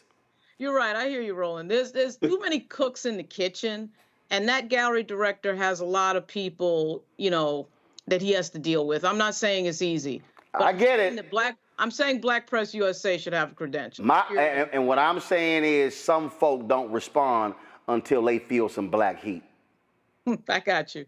Believe me, I got you. So let me know when y'all send up the bat signal. And then we need to roll up on them. Yeah, let me know when y'all toss the hat in the air, and so the cavalry roll up, because I ain't got no problem getting in somebody's ass. So y'all let me know. All right, you gonna swim across the water there? Huh? You gonna swim across the water too? Hey, I ain't gonna swim across the water, but I guarantee you, hashtag Team Whip That Ass gonna roll up in there.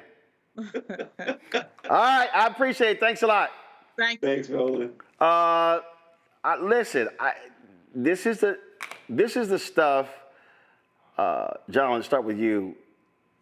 This extends beyond this issue here. This is what happens when we talk about political advertising money. We talk about general market money. And we talk about all sorts of things. It happens on the local level, the state level, and national level, how black organizations, black entities do not get the same respect. I was flying. I don't even know, do I have it with me? I was flying.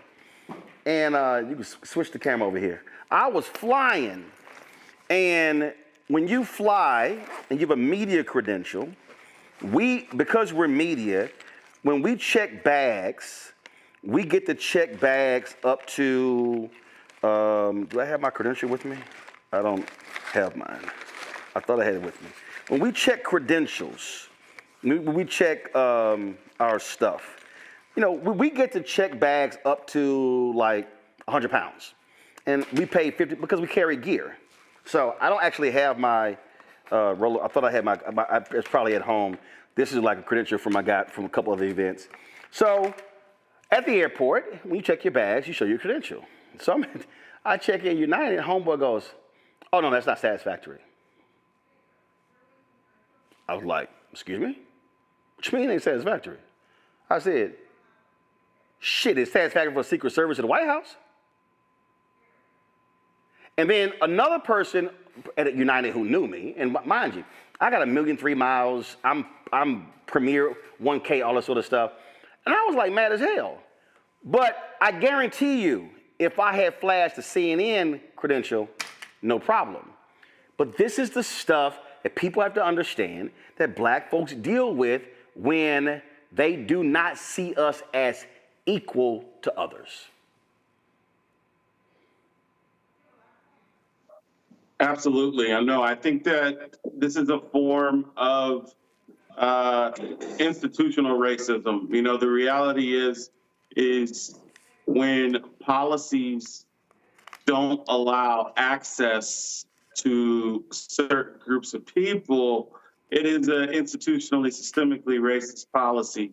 And that is what has kept black folks from upward mobility. That is what's kept Black America's plight from being heard, is keeping us from having access. And so it's especially important in a time where diversity, equity, and inclusion is under attack. Affirmative action has been under attack, because the reality is we aren't a post-racial society. And it's very important that we have systems in place that make sure that Black journalists, Black media have access to everything that they need access to, that Black institutions, period, that institutions that serve Black people have resources. Right. And so I think that it's an especially important conversation right now, as we know that DEI is just a code word for Black sometimes, and it's their new N-word. Zachary, perfect example. Last week, Reverend William Barber, Bishop William Barber, and others were arrested for praying in the Capitol Rotunda. This right here is an image of them being arrested by Capitol Police as they were praying. Then they ushered all the media out. We actually ran the video. Now, here's what's interesting. They were talking about them making a disturbance, but these are the same folk. Now, this guy, Jack Jenkins, reported this here. 2 years ago, when right-wing activist Sean Fuchs held an impromptu evening worship service in the Capitol back in 2023, police occasionally walked in to speak with lawmakers participating, but no one was arrested. So, again, they were arrested, and he wasn't. This is what we're talking about here. Roland, while we have been here, I saw a breaking news alert that the family of Ashley Babbitt, 30 million. Yeah, they're getting our American taxpayer dollars after their daughter went down to the Capitol to participate in the insurrection. A white domestic terrorist was shot because her dumb ass would not obey orders, and Trump is giving her family $30 million of taxpayer money. Of our money, $30 million of our money. And again, may she rest where she rests. But that is what we're dealing with. These people caused an insurrection. Now they've been let off scot-free. And now our president and Republican members of Congress are talking about giving the families restitution.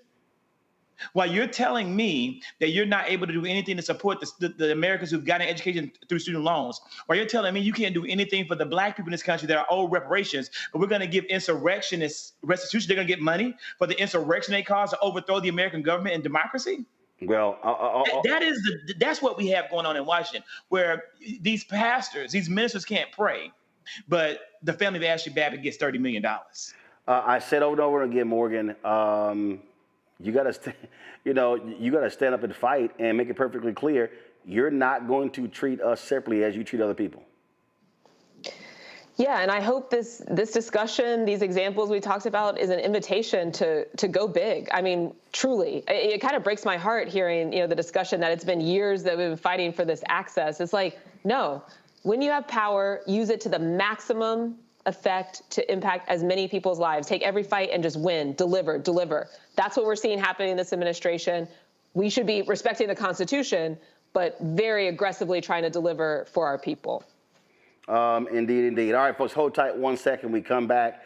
We talked last night about Shadur Sanders and how maybe what happened to him wasn't racist, but it was racial. And I told y'all in my story, it don't happen. That just not in sports. And so I'm going to talk to a brother who knows this story very well. And it's something that we have to understand that is live and well, especially in the age of all the folks who are attacking DEI. You're watching Roland Martin Unfiltered right here on the Black Star Network. This week on the other side of change. The mass incarceration, Trump administration is doubling down on criminalization, and how it is profitable. And there's something really, really perverse about saying that we need to put people in cages in order for other people to have jobs. Like, that is not how our economy should be built. Only on the other side of change on the Black Star Network. This is Tamala Mann. And this is David Mann. And you're watching Roland Martin Unfiltered.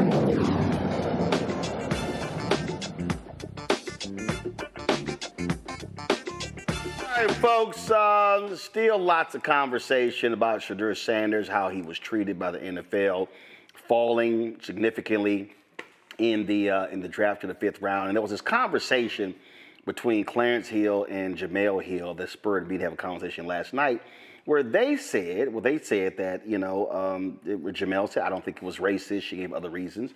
And Clarence said that, a lot of these white NFL execs are not used to dealing with a black athlete who's rich, who's a privilege. And so I talked about that we have to recognize that things happen that they may not be racist, but they are also racial. So I was talking about this last night with my frat brother Todd Brown, co-founder of Urban Edge Network. And he was talking about what he's dealt with his entire career. And I said, well, let's talk about it. So Todd, welcome back to the show. And so it was a lot of people were really surprised by the conversation last night, because they did not fully understand when we talk about how something can be racial but not racist. And we were talking about how individuals, how jobs that you were offered or people you work with, and how white bosses put them on the fast track to success and riches. And here you are, smarter, more talented than them, and frankly got left behind. And they're like, well, you should just be happy with what you got. Yeah, well, Roland, it happened a couple of times. I remember earlier in my career, me and a white contemporary, we both were working together on projects, and we were exchanging contributions, and we were turning our work in and cross-checking it, where he would get an A+ and I would get a B-. And it got so clear that he actually complained about it. Then as my career advanced, I started seeing the same things where I would get favor and a lot of attaboys, but when it came down time for the productions, promotions, and the increase, my numbers were always less. And as I shared with you last night, I had a good friend. We both were on an executive track, except he lived in a $350,000 house, and I lived in a $57,000 condo, and his salary was $70K higher than mine in the same group. Because I became friends with these people, white people largely, they shared information as if it was equal. So when we are emboldened and put in those key positions, Roland, what we often find is we may get the recognition, but we very seldom get what goes with it. And so it's a racial system where they're comfortable, and the track they had me on was good for a black executive, but it wasn't in line with what the majority was getting. I think Shador is experiencing sort of that recompense for being too bold. And what I wanted to share with you is that it happened to my kids. I have a child that worked at Google. Well, guess what? He was brought in 2 levels below his peer class. Same thing with my daughter, who entered Amazon with an MBA and a master's in public accounting and a CPA. And she found out that majority members who just had an undergraduate degree came in 2 levels higher than her. By the way, she went to the University of Texas, the #1 accounting school in the country. So we see this happen generationally, and it's more normal than we want to think about. And what I need people to understand is that over a 20, 30, 40-year period, we're talking about the loss of millions of dollars. And the response from white folks is, but you've done well. Right. Well, what's interesting about that, Roland, is I go back to companies, major media companies that I was at in 2000 and the 2010-12 timeframe. When I visit them on business in my current capacity as owning Urban Edge Network, I go back and I see the same white people that were in the roles that I was in. They're still there 10 years later.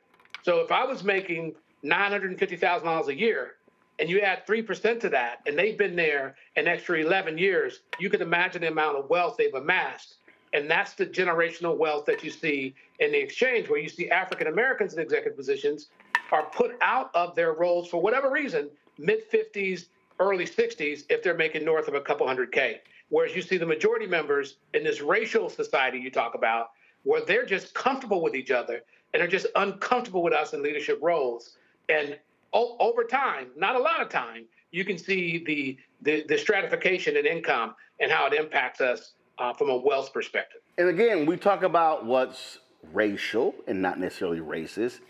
Talk about this one individual who went on to run a major media company, who's now about to run another major media company, who held private parties for white junior execs, and you never got invited. Yeah. So in the conversations I was in at a major top 3 media company, having had conversations with my peers, they then shared with me that they were invited to weekend parties, Christmas parties. They've been to this executive's home, and they were given opportunities consistently, whereas I was there for 7 years and didn't receive one promotion. Matter of fact, one individual I'm thinking about was below me when she came in, and she's now been president of several companies in the same field, whereas those opportunities tend to go away from Black folk for whatever reason.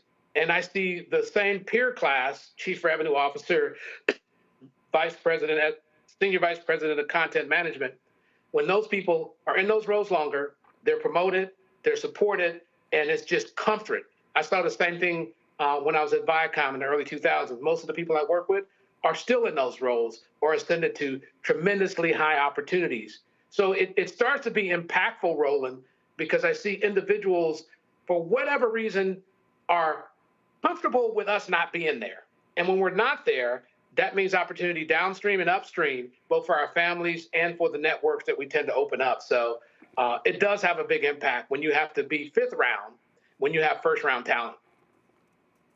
And it is something that consistently happens, and folk don't want to talk about it. And what trips me out is when we are expected to shrink ourselves, to not be as assertive, not be as aggressive, not be as vocal, frankly, not outshine our peers because we make them feel bad. So we have to factor in their fragile white feelings in order for us to possibly move ahead? Well, the sad part for me is I saw it happen again with my kids, where my son, is one of the only people that was hired by Google in sales coming out of Oklahoma University. He came in 1 to 2 levels below his peers, outperformed his peers who were promoted faster, did less impactful work. And then when he received this promotion, it was 2 years later, having overperformed in the role that he was in, which was graded at the same level his higher level peers were. Same thing happened to my daughter when she joined Amazon. They both have since left those companies out of frustration because they have access to what they were rated, like Shador, as a quarterback. They had expectations of what that meant. They went to great schools and they expected to get in there and not be impacted from a merit perspective, but then also downgraded. So now you're a backup quarterback. You're not getting the same number of reps. And then when you perform, it's not seen in the same light. So it is something that is real. You can say it's racist, you can say it's systemic, you can say it's racial, but it happens on a more regular basis than we want to admit. And the gap sustains your entire career unless you do what I've advised my kids to do, which is to take the circuitous path and not wait for a linear promotion within the system that wasn't set up to be fair and honest to them, and make moves and work your way to emancipation and entrepreneurship as soon as you can. Then you're fighting the battles, Roland, that you and I are fighting to try to get supply chain opportunities as opposed to waiting for 1 or 2 individuals within a broken system to recognize us and treat us fairly. Let's go to our panel. Morgan, you first. Well, I really appreciate the discussion and agree with a lot of what has been said. So thanks for sharing your story and of your children. I think this is one of the reasons why, and Roland, we've talked about this, where I think the entire Black community should just automatically be very anti-monopolist. We do not usually benefit from concentrations of power, whether it's in a very, very large corporation like an Amazon or Google. And I completely agree. I mean, being able to strike out, be entrepreneurs, where we have more autonomy to be able to create opportunity for ourselves and also other folks in the community is a great way to go. But we got to make sure we have that runway to grow and scale businesses and really build that wealth. And then the other thing I would say, and I'm just kind of curious, as you're thinking about just what is going on with DEI and just the role that has or hasn't played in fulfilling the promise of bringing more equity to the workplace and kind of like helping us scale up ladders faster within certain work environments. What's your take on what's happening there? Yeah, I've never been an advocate of DEI, or I'm a big proponent of affirmative action. The federal statute that requires them to give us an equal opportunity at what used to be in federal contracting, certainly in corporate environments. DEI has always been a cloak and dagger for Black folks. As you know, 72% of the opportunities in the DEI space went to white women, and north of 90% of the opportunity went to white folks. So we were very seldom benefited from it. It did create some opportunity for consideration. So I've always told my children, I've always focused on a meritocracy. I remember early in my career at IBM, which I was highly esteemed, the first offer they gave me was the EO job, counting Black people, counting brown people, and compliance to EO, where my majority members who were in finance and accounting were never offered those types of opportunities. So I found DEI to be more of a distraction. I found it to be more of a conversation around promoting a photo op than about the actual work of elevating, promoting, and integrating folks of color into the power of the business from a P&L perspective and their supply chain. So I've always told my kids that they need to be amazing, but they also need to recognize when they're not being treated right and then open the spectrum of opportunities for themselves. So that's my strong take on DEI. I think it's interesting, but it hasn't been impactful on my career and it hasn't been impactful on my business. John? This is a very relatable conversation to me, as I have, outside of political consulting, spent a lot of time on Wall Street at financial firms. What happened to Shador Sanders on this NFL draft was so relatable to a lot of us as Black Americans because, let's face it, we're underrated. We don't, simply because of the color of our skin, it is racial, they don't envision us as being the part. And we have to be our number one advocate. Just like you've got to work hard, leave no margin for error, but at the same time, no one's going to advocate for you. You've got to be any Black person who has gotten anywhere in a society that wasn't, or we weren't meant to rise, has had to be their number one advocate, whether you're an entrepreneur or whether you're in corporate, and regardless of what industry you're in, even in the Democratic Party political consulting space, white guys with no experience get the big money gigs, the big campaign gigs before a Black consultant with the best resume you've ever seen. Absolutely. And so I think the relatability piece is we're all first-round draft choices. I find that Africans in America, when they come through whatever system they come through, when they go for opportunities, they tend to be well-suited for those opportunities. Now it's arguing for your values, positioning yourself with enough opportunity spectrum where you can have more than one team to go to, and it's free agency, but we have to actually be very assertive about making sure we get in front of as many people as possible so we can really feather out those opportunities and then take the one that makes sense. And then don't fall in love. We don't have to be there for 5 years on a rookie contract. We've got to be there long enough to get those credentials that we need and either create an opportunity for ourselves through entrepreneurship or market ourselves to the highest bidder in the market space. All right, then. Todd Brown, I appreciate it, man. Thanks a lot. Thank you, Roland, as usual. All right, we come back. Job numbers came out today. Decent, not great, but if you listen to MAGA, oh my God, it's the second coming of Jesus. We'll be right back. On the next Get Wealthy with me, Deborah Owens, America's Wealth Coach, inflation is on the rise. Interest rates are high. Can you still thrive during these uncertain times? On the next Get Wealthy, you're gonna meet a woman who's done just that, living proof of what you need to do to flourish during these uncertain times. These are times where you take advantage of what's going on. This is how people get rich or richer. That's right here on Get Wealthy, only on Black Star Network. Now that Roland Martin is willing to give me the blueprint, hey, Cyrus, I need to go to Tyler Perry and get another blueprint because I need some green money. The only way I can do what I'm doing, I need to make some money. So you'll see me working with Roland. Matter of fact, it's the Roland Martin and Cheryl Underwood Show. Well, should it be the Cheryl Underwood Show and the Roland Martin Show? Well, whatever show it's going to be good.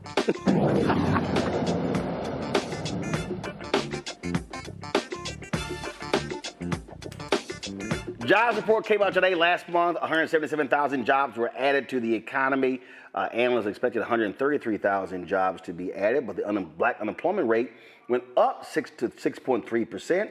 Overall unemployment rate remained the same at 4.2%.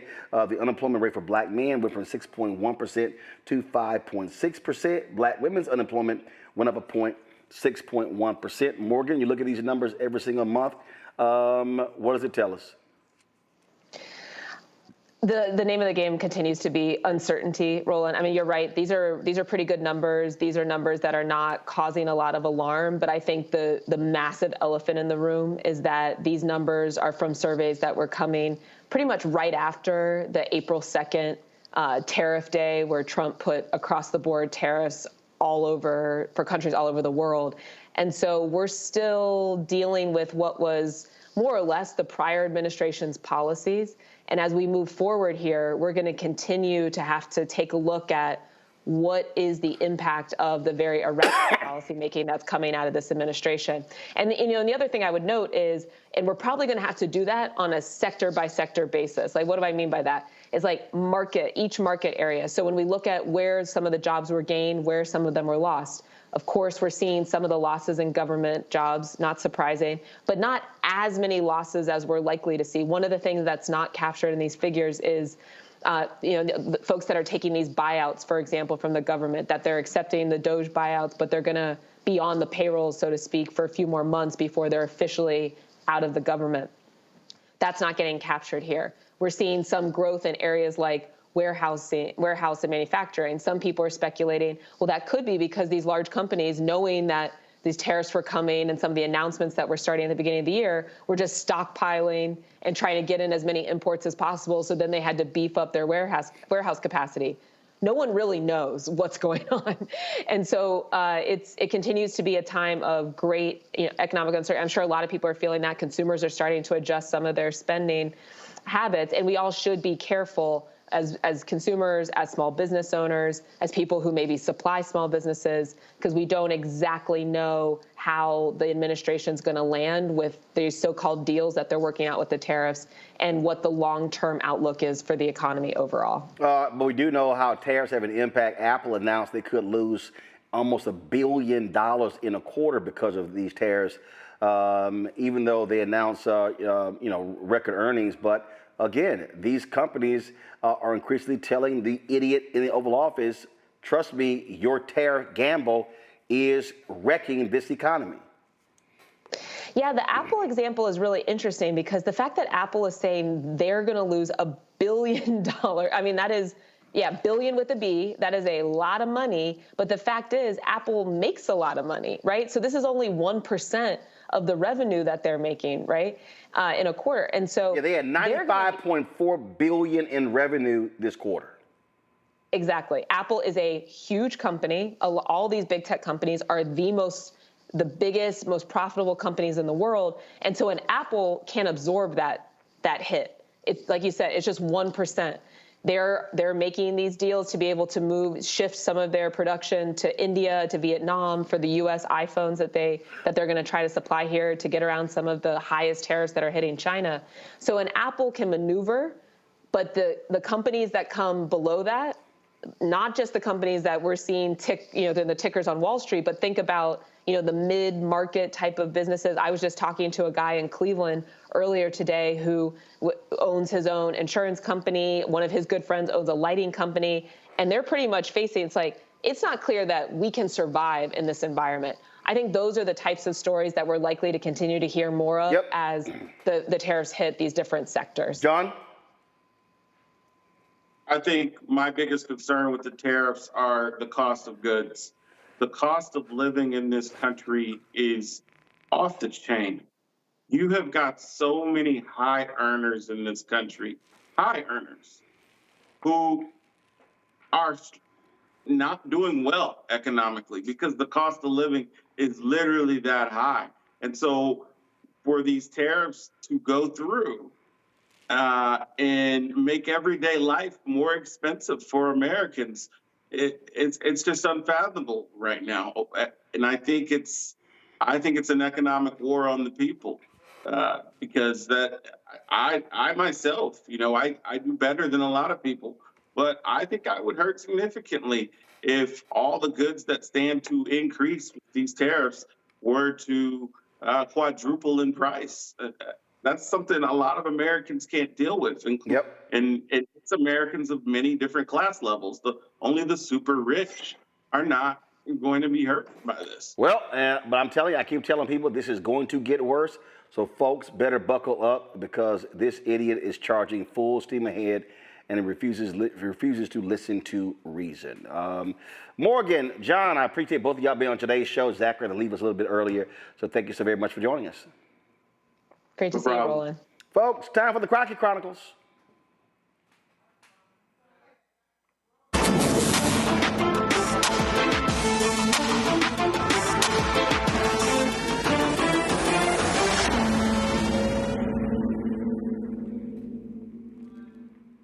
Earlier this week, Congresswoman Jasmine Crockett ripped into MAGA Republicans when it comes to the massive cuts they want to do to the federal budget. Watch.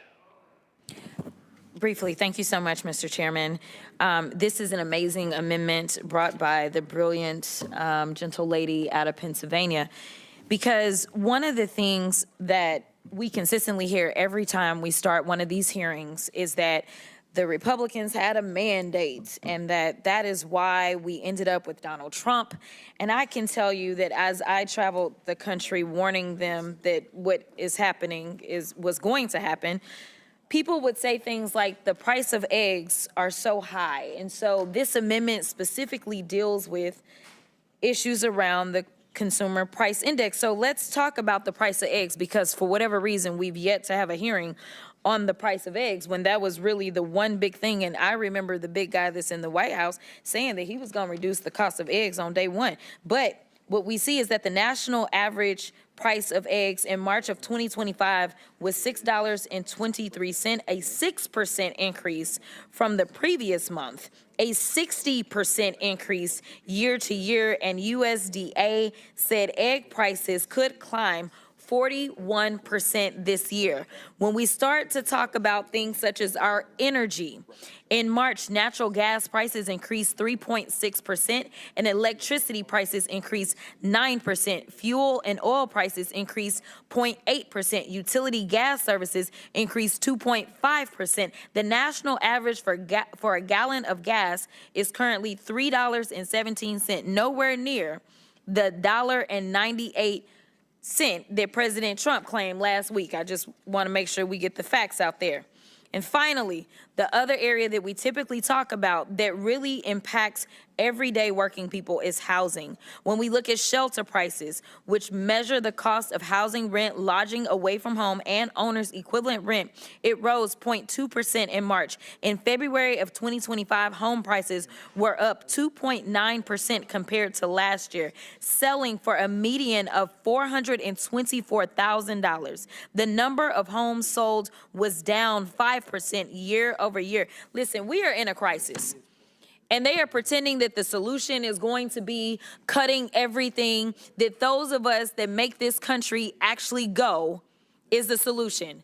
Right now, we're cutting jobs as it relates to the federal government. Right now, because of the failed policies around tariffs, we know that we are looking at losing plants. They said that was going to bring plants. They just announced that we had 2 auto dealers that were going to shut down approximately 40,000 jobs. As they then go after NIH, we know that in the state of Alabama, the largest employer in the state of Alabama is the University of Alabama. They are looking at losing jobs because they won't have research dollars. The only thing that they are doing is hurting us. It is the reason, if we're going to talk about numbers and mandates, it is the reason that the only person in recent modern times to have the lowest approval ratings at their 100-day mark is the same person the first time they were in and now this time. It is time for us to get serious and talk about what will grow our economy, what will bring more money in, what will make sure that people can move up from working poor to middle class and maybe even reach this higher level that so many of y'all listen to, this upper echelon, this rich level, because that is what is supposed to set us apart in this country. We are supposed to live in a country where everyone has an opportunity to go from rags to literally riches. And so I am asking my colleagues to start looking out for the people that elected them. And this is one way that we can do it, by supporting this amendment of Ms. Lee. And with that, I will yield.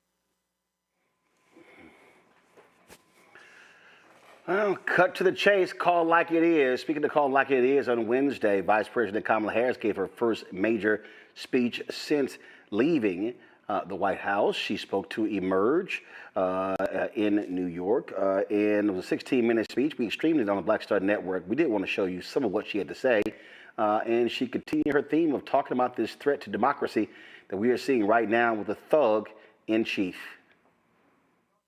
The American people deserve leaders who make their lives better and make our country stronger. But sadly, we have seen quite the opposite over these past few months. Now, I know tonight's event happens to coincide with the 100 days after the inauguration, and I'll leave it to others to give a full accounting of what has happened so far. But I will say this. Instead of an administration working to advance America's highest ideals, we are witnessing the wholesale abandonment of those ideals.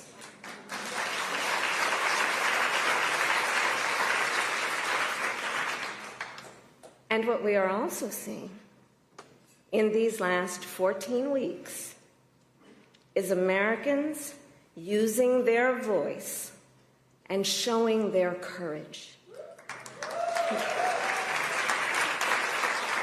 We all know President Trump and his administration and their allies are counting on the notion that fear can be contagious.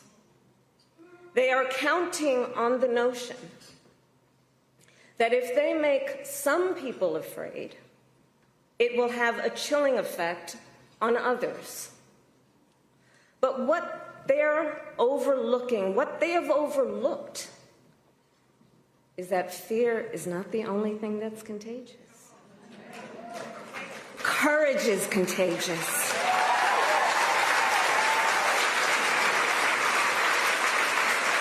The courage of Americans who are banding together in the face of the greatest man-made economic crisis in modern presidential history. Americans across the political spectrum who are declaring that the president's reckless tariffs hurt workers and families by raising the cost of everyday essentials, devastate the retirement accounts that people spent a lifetime paying into, and paralyze American businesses, large and small, forcing them to lay off people, to stop hiring or pause investment decisions. The courage of Americans we are seeing who are rallying at Social Security offices to protect their hard-earned benefits. Of Americans who are speaking out to say, it is not okay to violate court orders. Not okay. Saying it is not okay to detain and disappear American citizens or anyone without due process.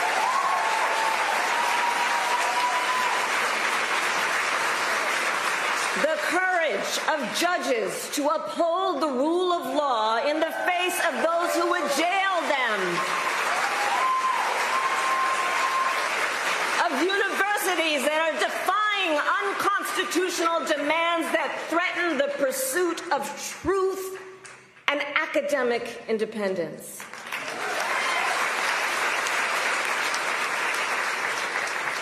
And I will tell you, the courage of all these Americans inspires me. And I have been inspired by the movements like the one in Wisconsin that put Susan Crawford on the Supreme Court. By the State of the People Power Tour that is aiming to ignite a grassroots movement to lift up voices and advance freedom and justice. And by leaders across the spectrum, including congressional leaders like Cory Booker, Chris Van Hollen, Chris Murphy, Jasmine Crockett, Maxwell Frost, AOC, and Bernie Sanders. All who, in different ways, have been speaking with moral clarity about this moment. So here's one of the other things I wanted to talk about tonight and to highlight. So look, some people are describing what's been happening in recent months as absolute chaos. And of course, I understand why. And it's certainly true of those tariffs. Tariffs that, as I predicted, are clearly inviting a recession. But friends, please let us not be duped into thinking everything is chaos. I know it may feel that way, but understand what we are in fact witnessing is a high-velocity event where a vessel is being used for the swift implementation of an agenda that has been decades in the making. An agenda to slash public education, an agenda to shrink government and then privatize its services, all while giving tax breaks to the wealthiest among us. By the way, an agenda that is not lowering costs, not making life more affordable, and not what they promised. It's an agenda, a narrow, self-serving vision of America, where they punish truth tellers, favor loyalists, cash in on their power, and leave everyone to fend for themselves, all while abandoning allies and retreating from the world. And folks, what we are experiencing right now is exactly what they envisioned for America. Right now, we are living in their vision for America. But this is not a vision that Americans want. We are living in a moment when the checks and balances upon which we have historically relied have begun to buckle. And we here know that when the checks and balances ultimately collapse, if Congress fails to do its part, or if the courts fail to do their part, or if both do their part, but the president defies them anyway, well, friends, that is called a constitutional crisis. And that is a crisis that will eventually impact everyone. Because it would mean that the rules that protect our fundamental rights and freedoms, that ensure each of us has a say about how our government works, will no longer matter. And if that happens, the one check, the one balance, the one power that must not fail is the voice of the people. Folks, if you want to see the full speech from Vice President Kamala Harris, go to our Black Star Network app or go to our YouTube channel for the full speech. That is it for us. We will see y'all on Monday. Don't forget, support the work that we do. Join our Bring the Funk fan club to contribute via Cash App. Simply use the Stripe QR code. You see it right here. And if you're listening, go to blackstarnetwork.com. If you want to send a check or money order, make it payable to Roland Martin Unfiltered, P.O. Box 57196, Washington, D.C. 20037-0196. PayPal is R Martin Unfiltered. Venmo is RM Unfiltered. Zelle, Roland at RolandSMartin.com. Roland at RolandMartinUnfiltered.com. Download the Black Star Network app, Apple phone, Android phone, Apple TV, Android TV, Roku, Amazon Fire TV, Xbox One, Samsung Smart TV. Don't forget, get my book, White Fear, How the Browning of America is Making White Folks Lose Their Minds, available at bookstores nationwide. Also, of course, get out Roland Martin Unfiltered swag, our new shirts, merchandise, t-shirts, hoodies, wall art, mugs, and more. RolandMartin.creator-spring.com, RolandMartin.creator-spring.com. The QR code is right there as well. And of course, you can go to blackstarnetwork.com. Also, download the Black Star Fanbase. Be sure to get the Fanbase app, Apple Store, as well as the Android Play Store. Or if you want to invest, go to startengine.com/Fanbase. Folks, that's it. Hope you have a fabulous weekend. I will see y'all on Monday. Holla!